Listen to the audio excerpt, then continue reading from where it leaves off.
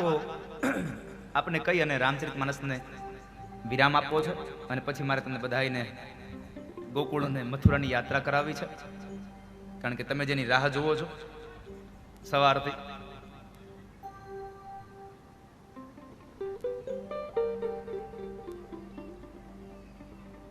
અહીંયા આજે પાત્રોને પણ રામ બનવાનો અવસર મળ્યો, એટલે એકવાર જેને પાત્રોમાં રામ બનીને આવ્યા છે એને પણ તાળીઓથી વધાવો. સરસ પાત્રોને ન્યાય આપ્યો છે.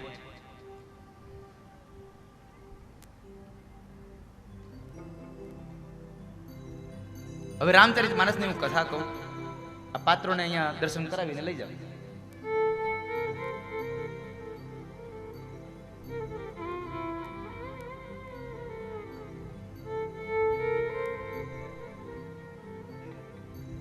રાધે રાધે.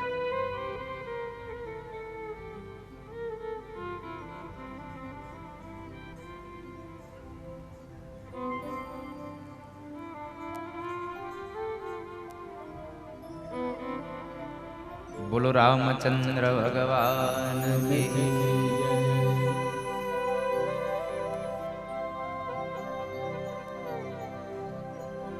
રામકથા માણસને જીવન જીવતા શીખડાવે છે. હિન્દુ ધર્મના બે ગ્રંથો બહુ પ્રચલિત છે, એક રામચરિતમાનસ અને એક શ્રીમદ ભાગવત.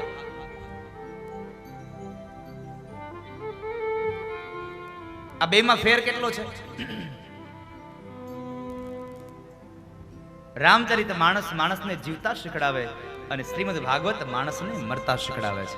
માણસ મરે કેમ, મૃત્યુ પામે તો કેવું મરણ કેવું હોવું જોઈએ માણસ.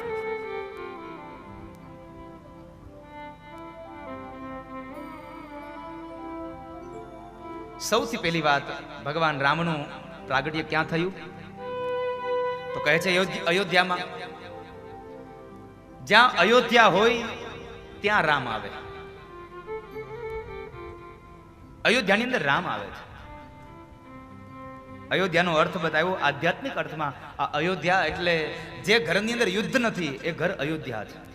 જ્યાં ઘરમાં કંકાસ નથી, જ્યાં ક્લેશ નથી. બે કિનારોને જોડવાની એક કથા એટલે રામચરિતમાનસ. બે વ્યક્તિના મનને એક કરવાની કથા એટલે રામચરિતમાનસ. સેતુની કથા છે. ચાર ભાઈઓ છે, રામ, લક્ષ્મણ, ભરત અને શત્રુઘ્ન મહારાજ. આ ચાર ભાઈઓ શું બતાવે છે? તમારું ઘર અયોધ્યા હશે તો તમારા ઘરની અંદર ચાર વ્યક્તિઓ આવીને રહેશે. રામ એટલે મર્યાદા, ભરત એટલે વૈરાગ્ય, લક્ષ્મણ એટલે વિવેક અને શત્રુઘ્ન એટલે સદવિચાર. આ ચાર ભાઈઓ છે. સાથે માં જાનકી પણ આવીને રહેશે, કારણ જાનકી એ સ્ત્રીઓનો ધર્મ બતાવવા માટેનું એક મહાન પાત્ર છે. સ્ત્રીઓનો ધર્મ શું છે એ બતાવવા માટેનું શ્રેષ્ઠ કોઈ સાધન, કોઈ પાત્ર હોય તો એ રામચરિતમાનસમાં માં જાનકી છે.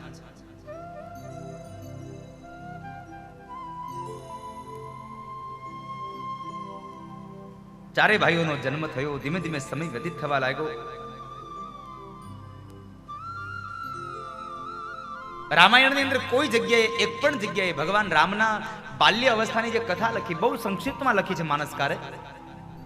બાલ્ય અવસ્થાનું વિવરણ બહુ સંક્ષિપ્તમાં છે, છતાં પણ એક પણ જગ્યાએ એવો કોઈ શબ્દ પ્રયોગ નથી થયો કે જ્યાં આગળ એવું લખાયું હોય કે રામે માતા કૌશલ્યાને બાલ્ય અવસ્થામાં હેરાન કર્યા હોય. અને એ જ સમય તમે જુઓ કૃષ્ણમાં, તમે ક્યાંય માં યશોદાને છોડ્યા હોય તો મને બતાવો. આખી સદંતર અવળી લીલા સાહેબ, આખી અવળી.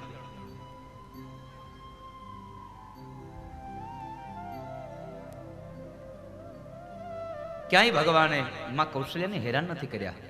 ધીમે ધીમે સમય વ્યતીત થયો, ભગવાન મોટા થયા છે. એમાં બરાબર ચારેય ભાઈઓ આંગણામાં રમે છે. આંગણામાં રમે છે.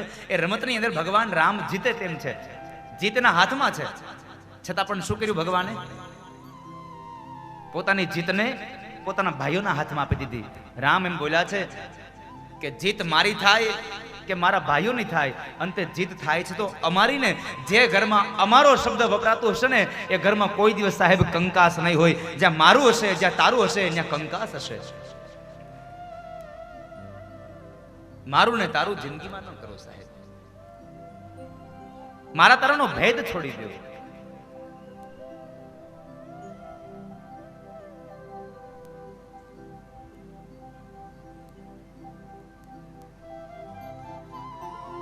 મારા તારાનો ભેદ છોડું. ત્યારબાદ ભગવાન મોટા થયા, ગુરુ મહારાજના આશ્રમની અંદર ભણવા ગયા છે.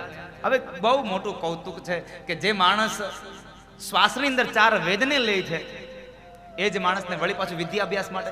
પણ હા, ભગવાન કહે છે હું પણ જ્યારે મનુષ્ય અવતાર ધારણ કરીને આવું ને તો મારે પણ વિદ્યા અભ્યાસ માટે જવું પડે છે. એટલે રામચરિત માનસ કહે છે,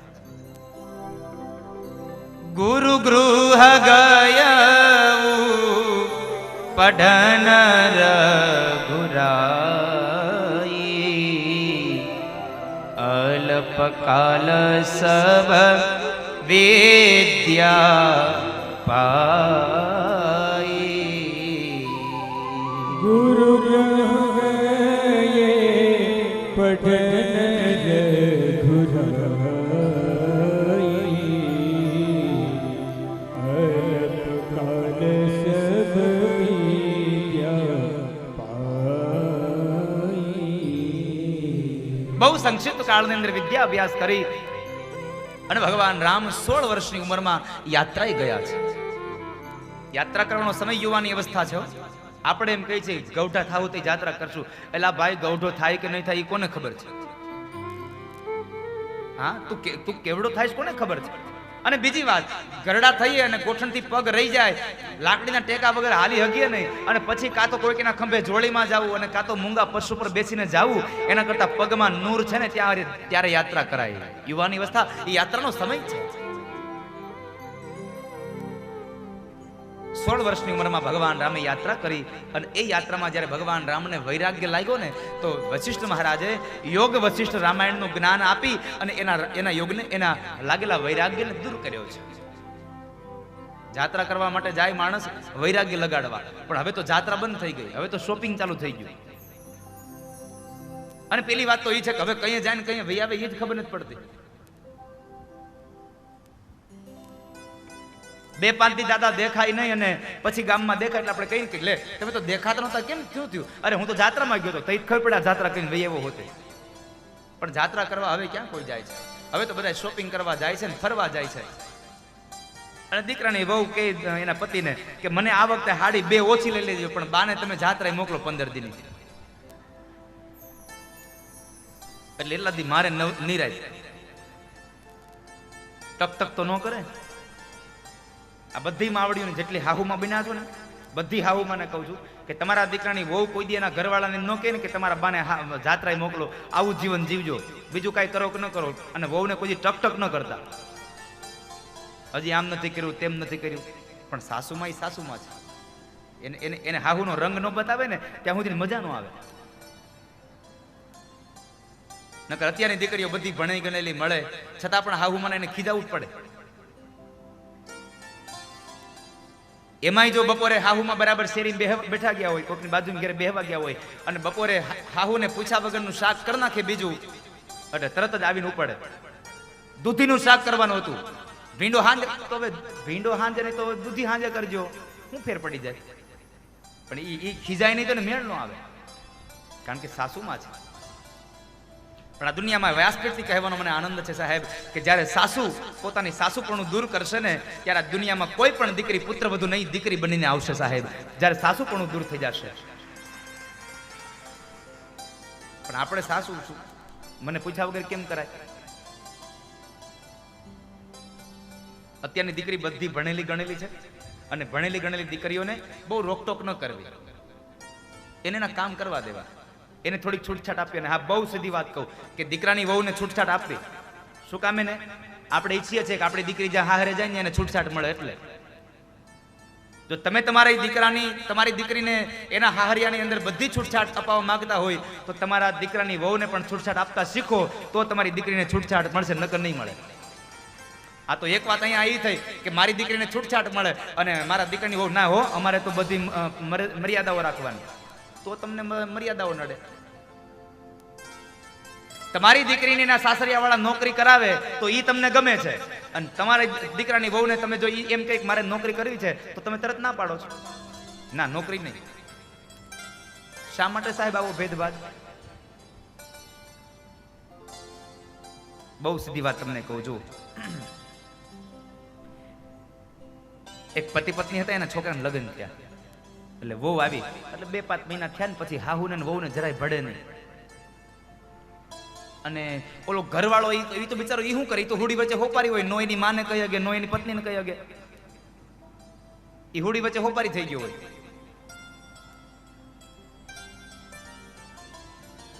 એટલે થોડાક દી થયા ને એટલે આમ બહુ ઝઘડો ચાલ્યો વહુ ને સાસુમાં વચ્ચે. એટલે સાસુમાં પડોશમાં બેહવા ગયા. એટલે વાતમાંથી વાત નીકળી તો કે મારો છોકરો તો હાવ બાયલો થઈ ગયો છે, એની વહુને પૂછ્યા વગર પાણી નથી પીતો, મારું તો કયું કરતો જ નથી. હું કાંઈ કઈ કહું એટલે એની વહુને પેલા પૂછે. એટલે બાજુવાળા બેને કીધું, બીજું તો શું થાય બેન, આપણા ભાગ એટલે આપણે દીકરીને બહુ એવી મળી, પણ દીકરીને તો સારું છે ને. હા હો, મારી દીકરીને તો બહુ સારું, મારા જમાઈ તો બહુ સારું, મારી છોકરીને પૂછ્યા વગર કઈ કામ જ નથી કરતો. તો તારો જમાઈ સારો છે, સમજાય છે ને મારી ભાષા? તો તમને વાંધો નથી. તમારી દીકરી જો એનો તમારો જમાઈ તમારી દીકરીને પૂછે એમાં તમને વાંધો નથી, પણ તમારો દીકરો તમારી પત્નીને પૂછે એમાં તમને વાંધો છે. સાહેબ, આવો ભેદભાવ રાખશો ને તો જિંદગીમાં કોઈ તમારું ઘર અયોધ્યા નહીં બને, ક્યારેય અયોધ્યા નહીં બને સાહેબ. માટે તમારા ઘરને અયોધ્યા બનાવવું હોય તો પહેલા તો તમારી દ્રષ્ટિમાંથી ભેદને કાઢી નાખો. તમારી દ્રષ્ટિમાં સમતા હોવી જોઈએ.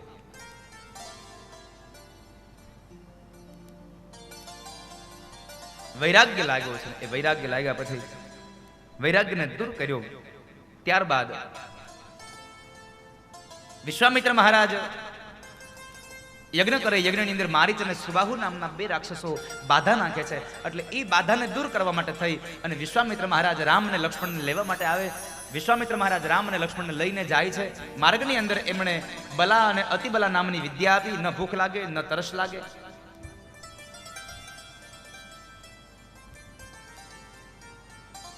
અને એ સમયે માર્ગમાં એક તાડકા નામની અસુરી રાક્ષસી સામે મળે છે.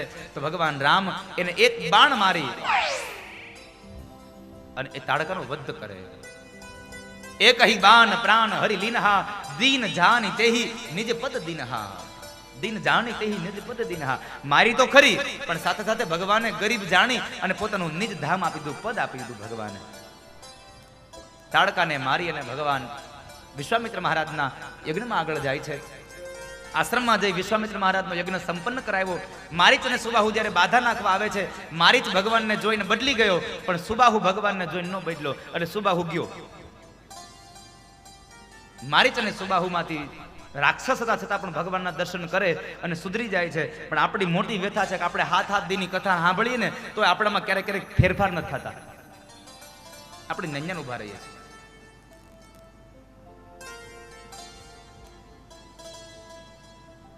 અને એ સમયે વિશ્વામિત્ર મહારાજનો યજ્ઞ સંપન્ન કરાવ્યો. ત્યારબાદ જનકપુરની અંદર, મિથિલાની અંદર ભગવાન રામ, લક્ષ્મણ અને વિશ્વામિત્ર મહારાજ જાય છે. જનકપુરમાં જે સીતાજીનો સ્વયંવર રચાયો, એ સ્વયંવરની અંદર રામ અને લક્ષ્મણ 2 ભાઈઓને લઈને જાય છે. અહીંયા મારે તમને 2 ભાઈઓ વચ્ચેનો પ્રસંગ કહીને મારે રામચરિતમાનસને વિરામ આપવો છે સાહેબ, કારણ કે મારે તમને અયોધ્યાથી લઈ અને હજી ગોકુળ મથુરા લઈ જવા છે. 2 ભાઈઓ વચ્ચેનો પ્રેમ કેવો હોય તો એની વાત બતાવતા કે જ્યારે વિશ્વામિત્ર મહારાજ જનકપુરની અંદર રામ અને લક્ષ્મણને લઈને આવે છે, રાજા જનકે આગતા સ્વાગતા કરી. વિશ્વામિત્ર મહારાજને પ્રશ્ન કરે છે, બાપજી આ કોણ છે? કોઈ ઋષિકુમારો છે, કોઈ રાજકુમારો છે, કોણ છે આ? કે કોઈ ભગવાનના અવતાર છે? રાજા, તું તો બહુ મોટો જ્ઞાની છો, સુખદેવજી મહારાજને પણ જ્ઞાન આપનારો છો, તો તું જ ઓળખી જા ને કોણ છે. અરે મહારાજ, અત્યાર સુધી મારું મન, મારી આંખ જો કોઈનામાં લોભાણી હોય ને તો એક માત્ર ને માત્ર પરમાત્મામાં મારું મન લોભાય. મારું મન માત્ર ને માત્ર ઈશ્વરમાં લોભાય છે. અને આજ આ 2 છોકરાની અંદર મારું મન લોભાય છે, તો શું આ ભગવાન છે? અરે રાજા, આ તો તારો ભાવ છે એટલે તને આમાં ઈશ્વર દેખાય છે, એવું નથી. આ તો મહારાજ દશરથના 2 દીકરા છે, રામ અને લક્ષ્મણ, અયોધ્યાના રાજકુમારો છે. આગતા સ્વાગતા થઈ. બાજુના વાડીની અંદર ઉતારો દેવાયો અને વાડીમાં જ્યારે સાંજનો સમય થયો, ભોજન કરી પરવારી અને વિશ્વામિત્ર મહારાજ સુતા છે, એ સમયે રામજી ભગવાનના ચરણની સેવા કરે. વિશ્વામિત્ર મહારાજના પગ દબાવે છે. વિશ્વામિત્ર મહારાજ સુઈ ગયા એટલે રામજી પોતે પોતાની પથારીએ સુવા ગયા ને તો હવે એના પગની સેવા એનો નાનો ભાઈ લક્ષ્મણ કરે છે. અહીંયા સાંભળજો, બહુ પ્રસંગ સમજવા જેવો છે, કારણ કે અત્યારે કળિયુગમાં આ વસ્તુ બની રહી છે એટલા માટે.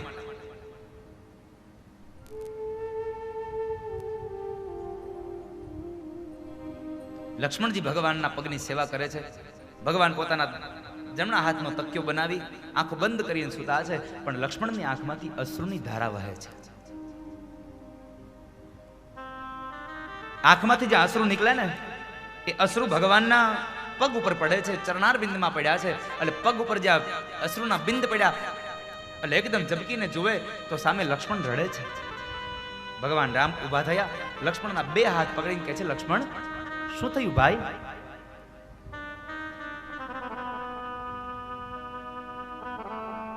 માં યાદ આવી? અયોધ્યા યાદ આવ્યું? લક્ષ્મણ એટલું બોલ્યા છે, ભાઈ જ્યાં સુધી મારી સાથે મારા મોટા ભાઈ રામ છે ને ત્યાં સુધી ન મને અયોધ્યા યાદ આવે, ન મને મારી જનતા યાદ આવે, મને કોઈની યાદ નથી આવી. તો પછી લક્ષ્મણ શા માટે રડે છે તું? તારી આંખમાં અશ્રુ શાના છે? રડતી આંખે લક્ષ્મણ બોલ્યા છે, મોટા ભાઈ મારી આંખના અશ્રુનું માત્ર એક કારણ છે કે આજ હું જે પગની સેવા કરું છું ને મારા ભાઈના, કદાચ આવતીકાલ સવારે મારા ભાઈના લગ્ન થશે ને તો એ સેવા મારા હાથમાંથી જૂટવાઈ જશે, અને જો મારા ભાઈના પગની સેવા મારા હાથમાંથી જૂટવાશે ને તો મને નહીં ગમે, હું નહીં રહી શકું. વિચાર કરો, એક ભાઈના પગની સેવા હાથમાંથી વહી જવાનું કેટલું એને દુઃખ લાગે છે. અને ત્યારે રામજી બોલ્યા છે, સાંભળજો, આ જવાબ સાંભળવા જેવો છે. લક્ષ્મણ ચિંતા ન કર, કાલ સવારે મારા લગ્ન થશે, તારી ભાભી ઘરમાં આવશે તો મારા ડાબા પગની સેવા તારી ભાભી કરશે અને મારા જમણા પગની સેવા મારું લક્ષ્મણ કરશે. ડાબા પગની સેવા તારી ભાભી કરશે અને જમણા પગની સેવા મારું લક્ષ્મણ કરશે. અને કદાચ આ વાત તારી ભાભીને નહીં ગમે, તારી ભાભીને મંજૂર નહીં હોય ને તો સાંભળી લે લક્ષ્મણ, હું તારી ભાભીને છોડી દઈશ પણ તને જિંદગી ભર નહીં છોડું, ક્યારે તને નહીં છોડું. ભાઈ એવો હોવો જોઈએ, ભાઈને ન છોડે. પણ અત્યારે બન્યું છે એવું કે લગ્ન થાય, પત્ની આવે અને થોડોક સમય જાય ને એટલે ભાઈના વિશે પત્ની 2-5 શબ્દો કાનમાં નાખે ને એટલે સગો ભાઈ સગા ભાઈનો વેરી બની જાય. સાહેબ, અરે સાહેબ, પત્નીની વાતને સાંભળીને કોઈ દી ભાઈને ન છોડશો. રામચરિત માનસ એમ કહે છે કે જિંદગીમાં કદાચ છોડવાનો વારો આવે ને તો પત્નીને છોડી દેજો, પણ તમારો માનો જેનો ભાઈ કોઈ દી ન છોડતા. બે ભાઈઓ અલગ ન થતા. પણ અત્યારે તો શું છે, આ પારકા ઘરેથી આવનારી સ્ત્રીઓ જરા કે કાંઈક કહે એટલે તરત જ નોખા થવા માંડે. હું અત્યારના તમામ યુવાનોને એક પ્રાર્થના કરું છું કે તમે 2 ભાઈ હોય કે 3 ભાઈ હોય, ત્રણેયના લગ્ન થઈ જાય ને એટલે તરત જ ત્રણેય ભાઈઓએ સાથે બેહવું, ત્રણેય પત્નીઓને સાથે બેહાડવી, તમારા મા બાપ હોય તો મા બાપને સાથે બેસાડવા, અને તમારે ત્રણેય ભાઈઓએ તમારી પત્નીને એક જ માત્ર નિર્ણય કહી દેવો કે સાંભળી લ્યો, અમે ત્રણેય ભાઈઓ એક જ માના દીકરાઓ છીએ, અમે તમે નોત્યું ત્યારે અમે હારે રહેતા હતા, આ તમે છો તોય અમે હારે રહી છીએ, અને તમે કદાચ વયું જાશો ને તોય અમે હારે રહેવાના, અને તમારે પ્રેમથી રહેવું હોય તો ભલે અને બાધી બોલીને રહેવું હોય તો ભલે, અમે 3 ભાઈઓ ભેગા રહેવાના, અમે જુદા નહીં થઈએ ક્યારેય. આ તમે 3 ભાઈઓ એને તમારો નિર્ણય કહી દો, પછી તમારા કાનની અંદર કોઈ દીજો કાન ભંભેરણી કરે ને તો મને આવીને કહેજો, હું મારું ભાગવત છોડવા તૈયાર થઈ જઈશ સાહેબ, કારણ તમે મક્કમ હોવા જોઈએ. પણ ત્યારનો યુવાન કેવું બન્યો છે, પત્નીની વાત સાંભળે, સગા ભાઈની વાત ન સાંભળે, અને કાંઈક સારું કામ કરે ને તો સગા ભાઈને ન પૂછે, હાળાને પૂછે. હાળાનો જમાનો આવ્યો છે. અરે સાહેબ, માનો જેનો ભાઈ કામ આવશે, બીજું કોઈ કામ નહીં આવે દુનિયામાં. માટે ભાઈઓને ક્યારેય જુદા ન થવા દેશો, અને ક્યારેય ભાઈઓ જુદા થશો પણ નહીં. રામચરિત માનસ ગ્રંથ એમ સમજાવે છે કે જીવનમાં કેમ જીવવું જોઈએ, કેવી મર્યાદા હોય, કેવો વિવેક હોય. જીવન જીવતા શીખડાવનારો ગ્રંથ એટલે રામચરિત માનસ છે. ત્યાર પછી એ સીતાજીના સ્વયંવરમાં જાય છે. ભગવાન રામના હાથથી ધનુષ્યનો ભંગ થાય, માં જાનકી હારે ભગવાનના લગ્ન થાય, જાન પરણી અને જાય છે. પણ ત્યારે 4 ભાઈઓ એક સાથે પરણીને જાય છે.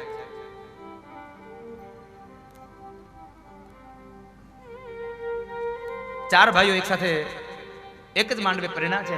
આ સમય મારે તમને એકમાત્ર વિવેકની વાત કરીને મારે રામચરિતમાનસને વિરામ કરી દેવો છે. વિવેક કેવો હોવો જોઈએ? લક્ષ્મણ છે વિવેકની મૂર્તિ છે. જ્યારે ચારે ભાઈઓના લગ્ન થયા ને પછી જમવા બેઠા હતા બધા, એટલે એમાં સ્ત્રીઓએ જરાક મજાક કરી. મિથિલાની સ્ત્રીઓએ મજાક કરી કે અયોધ્યામાં ક્યાં છોકરા થતા હતા? આ તો દશરથ મહારાજને ત્યાં યજ્ઞ કર્યો અને એમાં ખીર ખાધીને એટલે છોકરા થયા, નકર છોકરા નથી થતા. લક્ષ્મણ બોલ્યા છે, સાચી વાત છે સ્ત્રીઓ તમારી. અયોધ્યામાં છોકરા થતા નહોતા, ખીર ખાધી એટલે છોકરા થયા. પણ તમને કોઈને એ ખબર છે કે મિથિલાની અંદર પ્રસૂતાની વેદના વેઠવી ન પડે ને એટલે છોકરીઓ જમીનમાંથી નીકળતી થઈ ગઈ છે.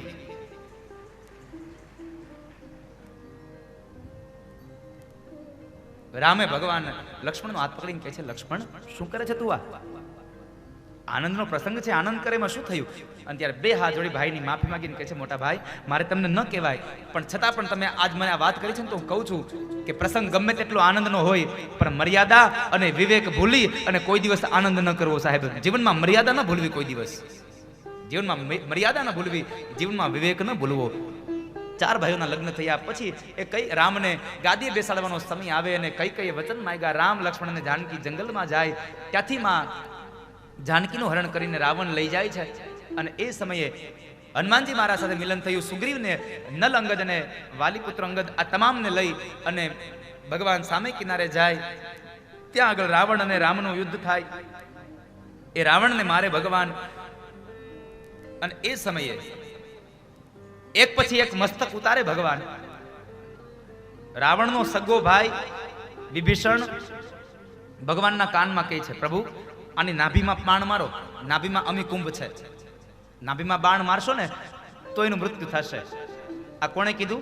રાવણના સગા ભાઈ વિભીષણે. એટલે ભગવાને રાવણની નાભીમાં બાણ માર્યું અને રાવણને માર્યો. અહીંયાથી પણ એક કહેવત પડી છે કે ઘર ફૂટે ઘર જાય. એટલે ઘરનો વ્યક્તિ કોઈ દિવસ તમારે બાજુના ઘરે જઈને કોઈ દી વાત ન કરવી. આપણા ઘરની વાત કોઈ દી બીજાને ન કરવી. અને હું તો ખાસ કહું છું કે કોઈ દી અંગતમાં અંગતવાનું વાત હોય ને એ બેનોને તો કોઈ દી કરવી જ નહીં. કારણ કે એને તમે વાત કરીને એમ કહો ને કોઈને કહેતી નહીં તો એ બાજુવાળીને બેનપણીને કીધા વગર તો રહી જ નહીં. એની બેનપણીને વાત કહી દે અને છેલ્લે પાછી કહી, જો કોઈને કહેતી નહીં, તાર ભાઈએ કોઈને કહેવાની ના પાડી છે. આખા ગામની બાયુને ખબર પડી જાય તો એ છેલ્લે શબ્દ હાલતો હોય, કોઈને કહેતા નહીં, કોઈને કહેવાની ના પાડી છે. એટલે અંગત વાતો ક્યારેય કરવી નહીં. ઘર ફૂટે ઘર જાય. આપણા ઘરની વાતો કોઈકને કરીએ તો બે વાત ઉમેરી અને એ બીજે કરશે, આપણા ઘરની આબરૂઓ જાશે. માટે વોવે કોઈ દી હાહુના વગોણા ન કરવા અને હાહુએ કોઈ દી વહુના વગોણા ન કરવા. મારી વહુ આવી છે, મારી વહુ તેવી છે. ભગવાને આપ્યું છે એટલે સુખ માનવું. અમુક અમુક ઘેરે જુઓ ખબર પડશે, હજી આમથી આમ જ આટા મારે છે.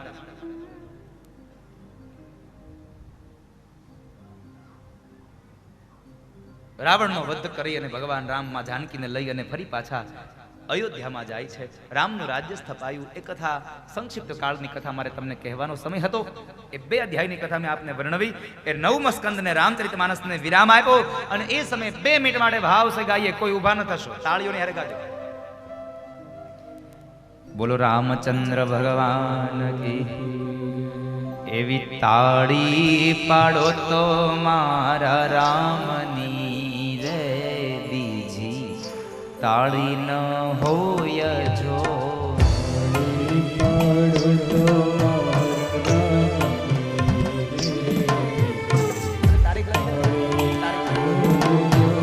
વાતું કરો તો મારા રામની રે, બીજી વાતું ન હોય જો.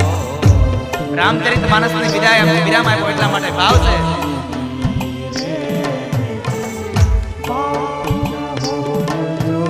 વાતું કરી લ્યો મારા શામની રે, બીજી વાતું ન હોય જો.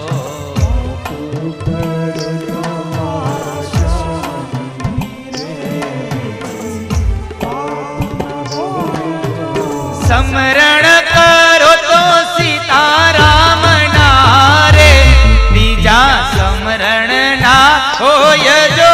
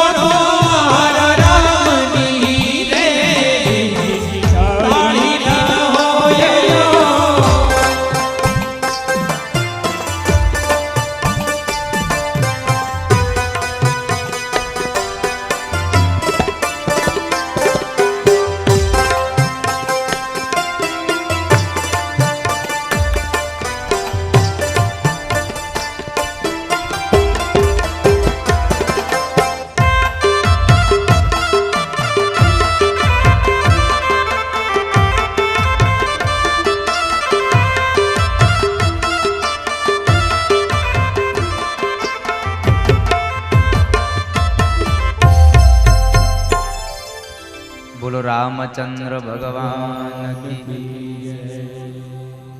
રામચરિત માનસને સંપન્ન કર્યું અને નંદ ઉત્સવમાં પ્રવેશ ટાઈમે હું તમને એક ગિફ્ટ આપી દઉં. આમે નંદ ઉત્સવની ભેટ તો આપવી જ પડશે ને રાકેશભાઈ? હે, કેટલા લોકોના ગિફ્ટ સાંભળવી છે જરા કયો તો કહું. સાંભળવી છે કોઈને? હે, તો અહીં બાજુમાં ખાનપર ગામ છે ને, હે, એ ખાનપરમાં ગૌશાળા છે.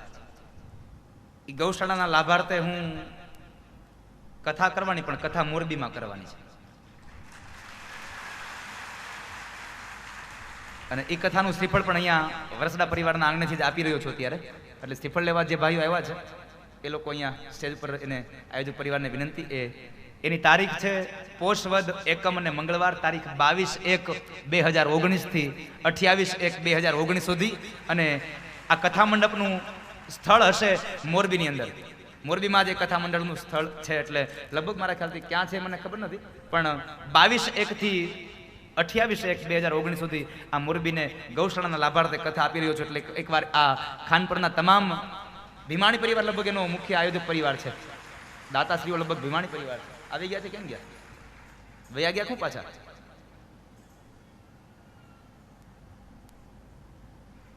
આવી ગયા છે?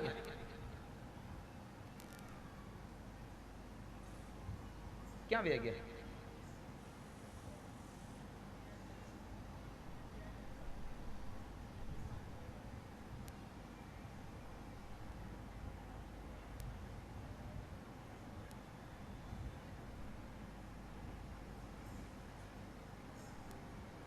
તો ચિઠ્ઠી કેમ મોકલી મને અહીંયા?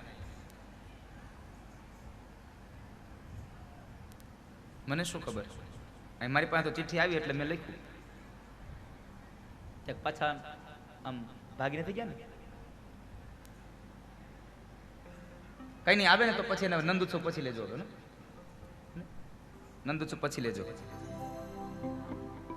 કન્ફર્મ કરીને પછી મને ચિઠ્ઠી આપજો બેટા. આવે કથા આપવાનો છે ફાઇનલ છે, ઉપાધિ કરતા નહીં. આવતી વર્ષે મોરબીને 2 કથા આપવાની છે, એક નહીં.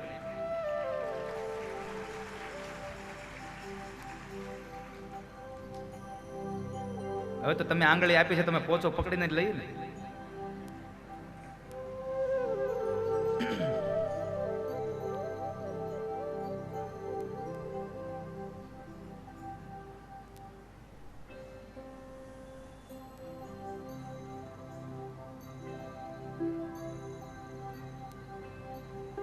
નવમ સ્કંદની પૂર્ણાહુતિ કરીને હવે 10મ સ્કંદમાં પ્રવેશ.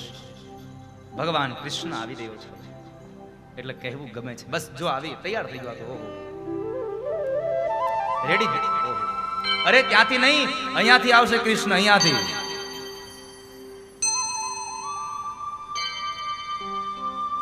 હવે તેની સવારી નીકળી પડી છે, એના ઘોડાઓ તૈયાર થયા છે.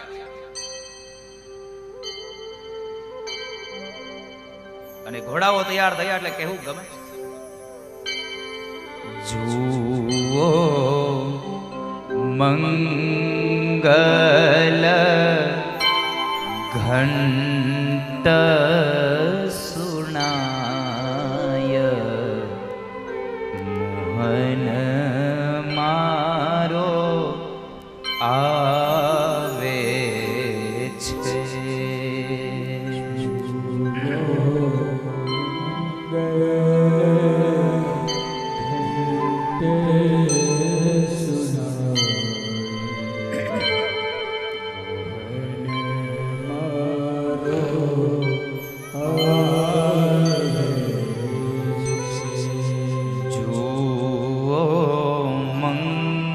મંગલ ઘંટ સુનાય, મોહન મારો આવે છે.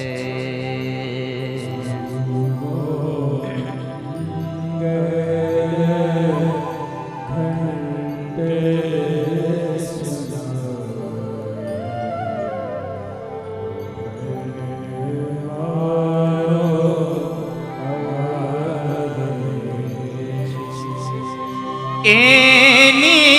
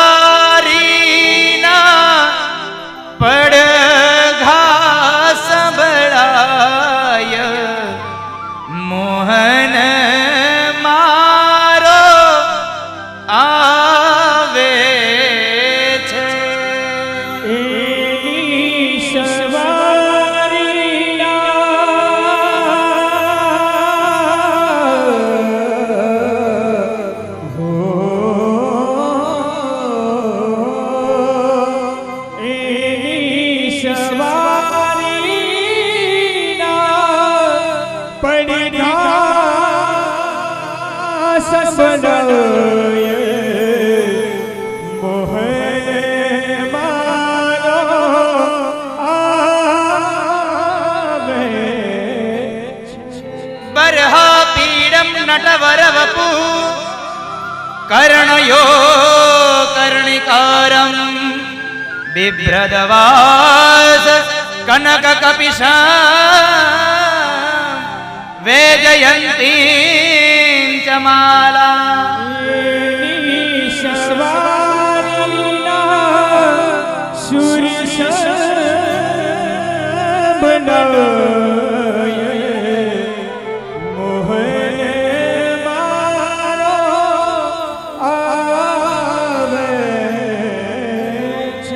રંધ્રાન વેણો રધર સુદયા પૂરયન ગોપ વૃંદે વૃંદારણ્યમ સ્વપદ રમણ પ્રાવિશદ ગીત કિરતિ જુઓ મંગળ ઘંટે સુણાય મોહન મારો આવે નયનથી નિરખું નહીં પણ નિકટ લાગે છે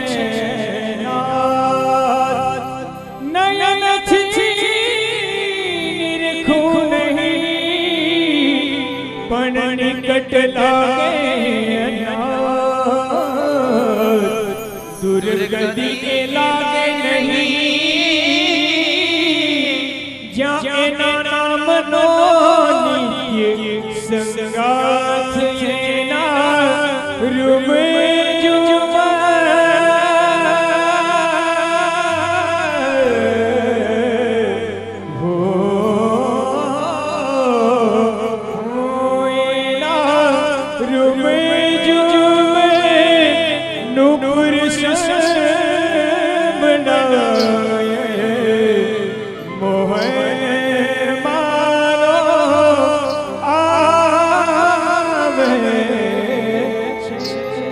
આજે ભગવાન હવે નંદ નંદન યશોદા નંદન રાસેશ્વર આવે છે અને નંદ ઉત્સવના દર્શન કરવા માટે વૈકુંઠમાંથી લક્ષ્મીજી પણ જાય. વરસદા પરિવારના આમંત્રણને માન આપીને આમંત્રિત મહેમાનો પણ આવે.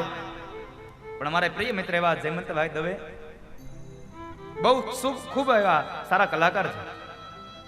ભગવાને ખૂબ એને સારું ગળું આપ્યું છે અને બહુ સરસ મજાના સ્ટેજ પ્રોગ્રામો આપે છે. જેવું સુરેન્દ્રનગરથી ને હળવદથી, હા હળવદથી, મને ગામનું નામ ભૂલાઈ ગયું, એટલે હળવદથી તેઓ અહીંયા આજે નંદ ઉત્સવના દર્શન કરવા માટે પધાર્યા છે. એટલે આપણને એની વાણીનો લાભ તો મળશે આજે એક બે, એમાં વાંધો નથી, બરાબર. એટલે એકવાર એને પણ તાળીઓથી વધાવો. ખૂબ એવું ઘરેણું છે સાહેબ આ, જે આપણને આનંદ કરાવે ને સાહેબ, કે આ દુનિયાનો નંદ હોઈ શકે.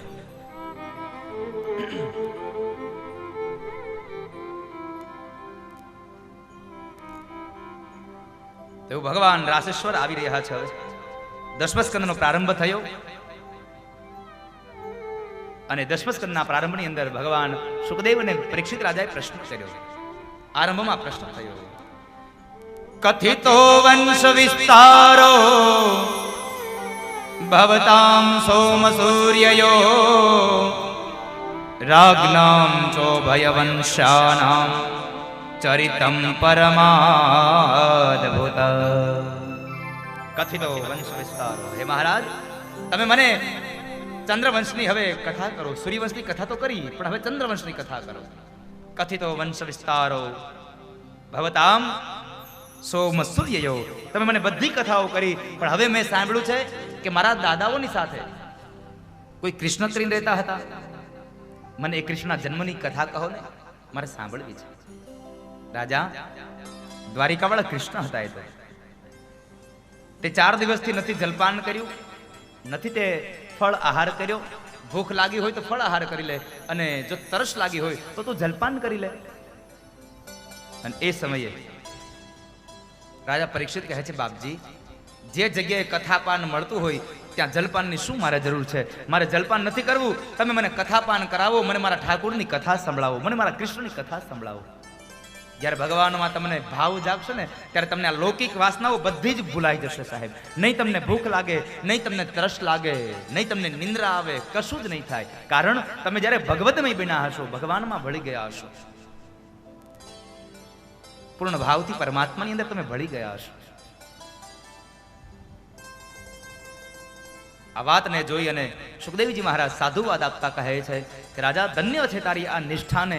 સાંભળ, હવે તને હું ભગવાન કૃષ્ણ જન્મોત્સવની કથા કહું. ભાવથી સાંભળ. મથુરાની અંદર દેવકપુત્રી દેવકીના લગ્ન વસુદેવજી મહારાજ થયા છે અને એમને દેવકીનો ભાઈ કંસ એને મૂકવા જાય છે. આ કંસનો બહુ પાપાચાર છે. ભગવાનને હવે પ્રાગટ્ય લેવાનું છે અને દેવકીના ઉદરથી પ્રાગટ્ય લેવાનું છે. એટલે કંસ એ ભગવાન જેના ઉદરથી પ્રાગટ્ય લેવાના છે એ દેવકીના રથનો સારથી બન્યો અને કંસ એને મૂકવા માટે જાય છે. જ્યારે કંસ એને મૂકવા માટે જાય, આકાશવાણી થઈ છે કે હે મૂર્ખ કંસ, તું જેને તારી બહેન કહી અને આટલો પ્રેમ કરે છે અને એના માટે એક રાજકુમાર મટી અને તું સારથી બન્યો, પણ તને ખબર નથી કે તારી બેન દેવકીનો 8મું સંતાન એ તારું મૃત્યુ, તારો કાળ છે. અને એ જ સમયે રથને ઉભો રાખી દેવકીને નીચે ઉતારે છે. નીચે ઉતારી અને દેવકીને મારવાના જ્યાં પ્રયત્નો કરે છે ત્યાં વસુદેવજી મહારાજ હાથ પકડે છે કે ભાઈ શું કરો છો રાજા? તમારી બેનને મારશો? એક સ્ત્રી હત્યાનું પાપ કરશો?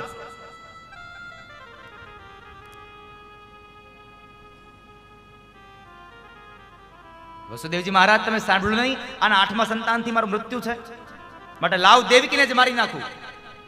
દેવકી જ ન હોય તો પછી 8મું સંતાન આવે ક્યાંથી? અને વાત એ સાચી છે સાહેબ, માં જ ન હોય તો દીકરો જન્મે ક્યાંથી? પણ આ દુનિયામાં એક બહુ મોટી વ્યથા છે આપણી.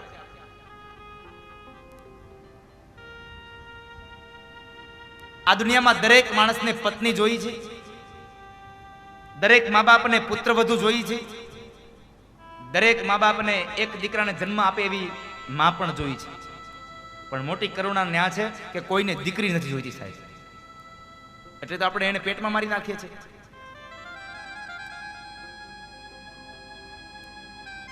માટે આપ સૌને મારી પ્રાર્થના છે કે આજે જ્યારે ભાગવતના સાનિધ્યમાં બેઠા છો ને, ત્યારે ભાગવતના સાનિધ્યમાં બેસીને સંકલ્પ કરજો કે અમારા જીવનમાં ક્યારેય સ્ત્રી ભ્રૂણ હત્યા નહીં થવા દઈએ.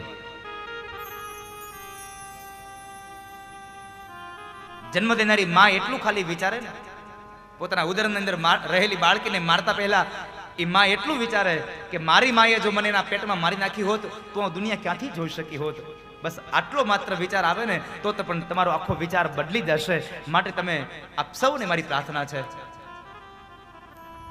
કે માં જોતી હોય, પુત્ર વધુ જોતી હોય, પત્ની જોતી હોય તો એક દીકરીને જન્મ લેવા દેજો.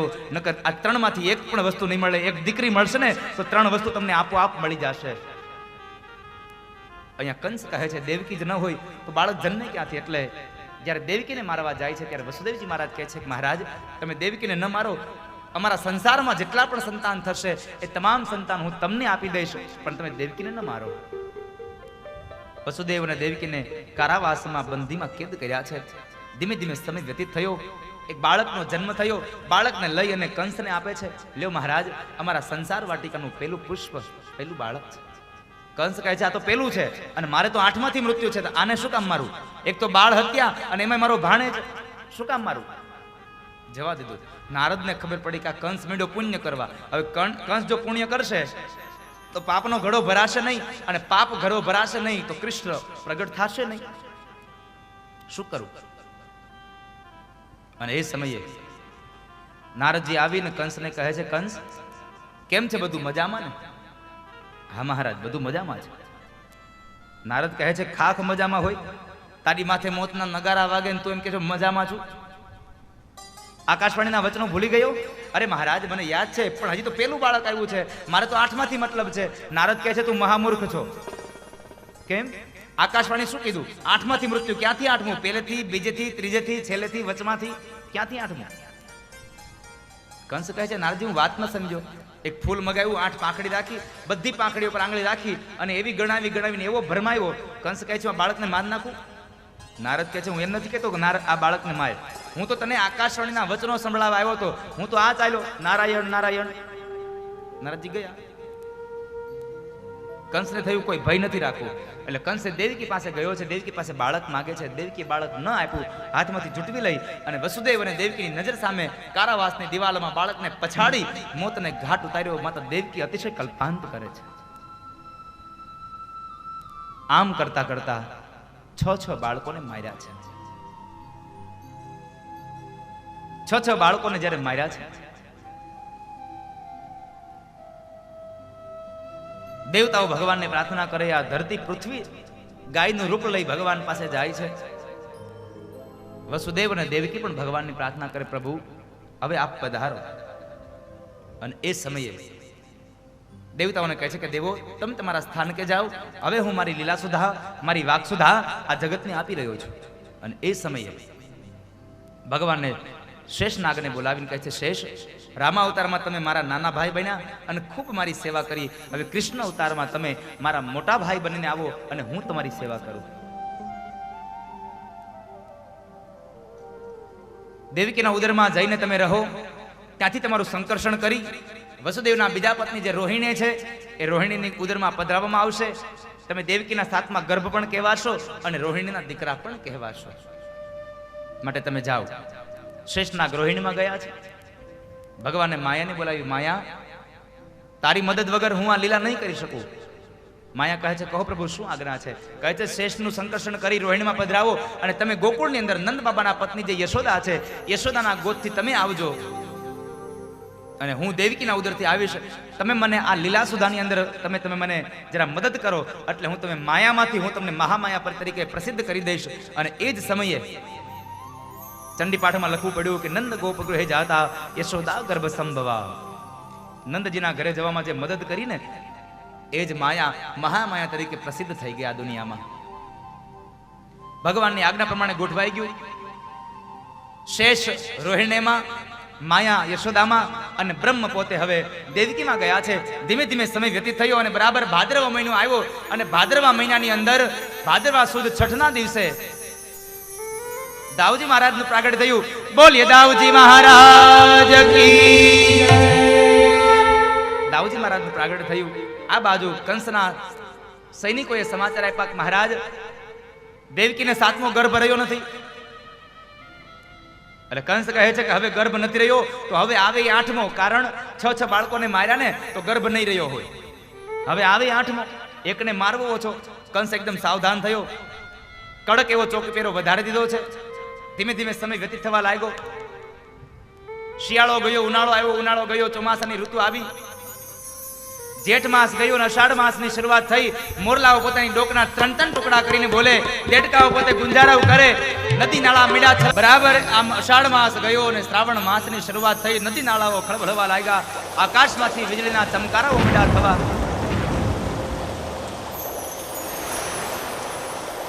અને એ સમય બરાબર તમારે લોકોએ મને થોડોક સાથ આપવાનો છે. કેટલા લોકોને નંદ ઉત્સવમાં આવવું છે? તો તમારે લોકોને શું કરવાનું? શ્રાવણ મહિનાની તિથિઓ હું બોલતો જાઉં અને તમારે જોરથી ભાવથી બોલવાનું. ગઈ જ્યાં સુધી આઠમ નહીં આવે ત્યાં સુધી કનૈયો નહીં આવે. બરાબર છે? અને બરાબર શ્રાવણ મહિનાની શરૂઆત થઈ.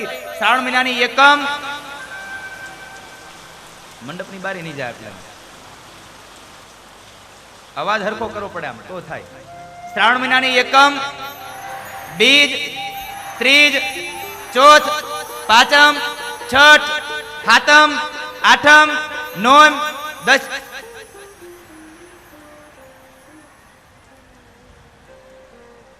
કાં ઉભા રહી ગયા? આઠમ વહી ગઈ. અરે પણ હજી તો આ તો અંજવાળિયાની આઠમ છે, ઓલો તો અંધારિયામાં આવ્યો છે. એમ તમે થાકી જામ ક્યાંથી ચાલશે?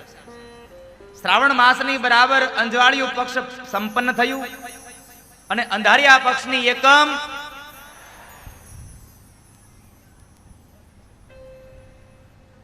આઠમ નહીં આવે. શ્રાવણ માસના ધર્યા પક્ષની બીજ, ત્રીજ, ચોથ, પાંચમ, છઠ, સાતમ. સાતમના દિવસે ભગવાને એક મીટિંગ બોલાવી પાછી. એ ક્યાં આવો બધા? ભગવાન કહે છે, જો સાંભળો દેવતાઓ, રામા અવતારમાં એક વચન, એક બાણ, એક સ્ત્રી, બધી મર્યાદાનું પાલન કર્યું. કૃષ્ણ અવતારમાં જે કાંઈ લીલા કરું એ લીલામાં તમારે કોઈએ જરા કઈ શંકા નહીં કરાય. બોલો દેવતાઓ કઈ કાંઈ વાંધો નહીં પ્રભુ, તમે જે લીલા કરશો એ સત્ય હશે. અહીંયા ભાગવતની અંદર દસમા સ્કંદમાં એક સત્યનો એક શ્લોક છે. આ શ્લોકની અંદર સત્ય શબ્દ કેટલી વાર આવ્યો ને એ તમારે ગોતવાનો છે. હું અહીંયાથી શ્લોક બોલું છું અને સત્ય શબ્દ તમારે ગોતવાનો. બરાબર છે? સાંભળજો કાન ખોલીને. આ માઇક ચાલુ છે તમારા બધા. સત્યવ્રતમ સત્યપરમ ત્રિસત્યમ સત્યસ્ય યોનિ નિહિતમ ચ સત્યે સત્યસ્ય સત્યમૃતમ સત્યનેત્રમ સત્યાત્મકમ તામ શરણમ પ્રપન્ના. કેટલી વાર સત્ય આવ્યું? કેટલી વાર? 13 વાર. 13 વાળા હાથ ઊંચો કરો. બરાબર. 11 વાળા હાથ ઊંચો કરો. આમ હરખો હાથ ઊંચો કરો ખબર પડે મને. 11 વાળા. 8 વાળા હાથ ઊંચો કરો. 9 વાળા હાથ ઊંચો કરો. કથામાં સાંભળેલા નહીં એ મૂકી દો. 10 વાળા હાથ ઊંચો કરો. જેને 21 વખત આ સત્ય શબ્દ સંભળાનો એ હાથ ઊંચો કરો. તોય હાથ ઊંચા થયા. બોલો સાંભળજો ફરી વાર ગાઓ. સત્યવ્રતમ સત્યપરમ ત્રિસત્યમ સત્યસ્ય યોનિ નિહિતમ ચ સત્યે સત્યસ્ય સત્યમૃતમ સત્યનેત્રમ સત્યાત્મકમ ત્વામ શરણમ પ્રપન્ના. હે કેટલી વાર આવ્યું? દેવતાઓ કહે છે ભગવાન એક વાર નહીં, અમે 9 વખત મોહર મારીને કહીએ છીએ કે તમે જે લીલા કરશો એ સત્ય હશે, સત્ય હશે અને સત્ય હશે. તમારી બધી લીલાઓ સત્ય હશે. તમે સત્ય છો.